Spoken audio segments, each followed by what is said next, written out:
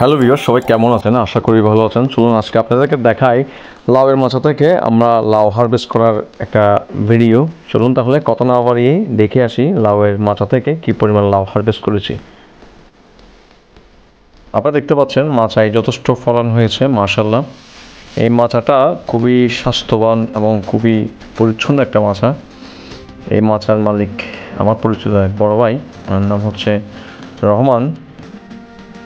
রহমান ভাই জানালো প্রতি 4 দিন পর পর এই মাচা থেকে লাউ হারভেস্ট করে এবং প্রতিবারই 100 থেকে 150 পিস পর্যন্ত লাউ হারভেস্ট করা যায় এই মাচা থেকে। এই মাচাটা মূলত এককানি জায়গা, অর্থাৎ 20 ঘন্টা জায়গার উপর রহমান ভাই লাউয়ের চাষ করেছে। এটা মূলত 20 ঘন্টা জায়গার উপর এই মাচাটা। রহমান ভাই এই মাচার ফলনে খুবই খুশি। উনি বলেছে মাশাআল্লাহ যথেষ্ট ভালো ফলন হয়েছে।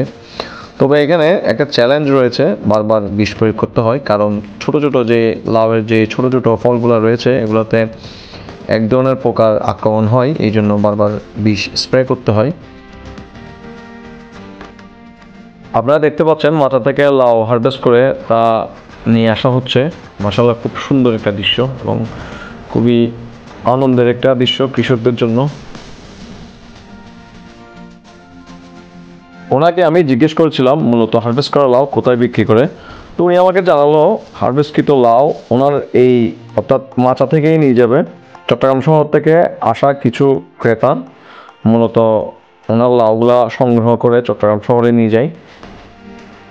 প্রতিটা লাউ সাইজ অনুযায়ী 40 থেকে 70 টাকা পর্যন্ত হয়ে থাকে। লাউ খুবই পুষ্টিদায়ক এবং খুবই সুস্বাদু একটা সবজি এবং আমাদের নবী হযরত মুহাম্মদ মুস্তাফা সাল্লাল্লাহু আলাইহি ওয়াসাল্লামের খুবই পছন্দের একটা সবজি ছিল এই লাউ। আজকে তাহলে এই পর্যন্তই। ভিডিও কেমন লেগেছে অবশ্যই কমেন্ট করে জানাবেন। আপনারা যারা ভিডিও দেখেছেন সকলের প্রতি কৃতজ্ঞতা এবং সকলকে ধন্যবাদ। আমার চ্যানেলটা সাবস্ক্রাইব করে আমাকে সহযোগিতা করবেন। আসসালামু আলাইকুম।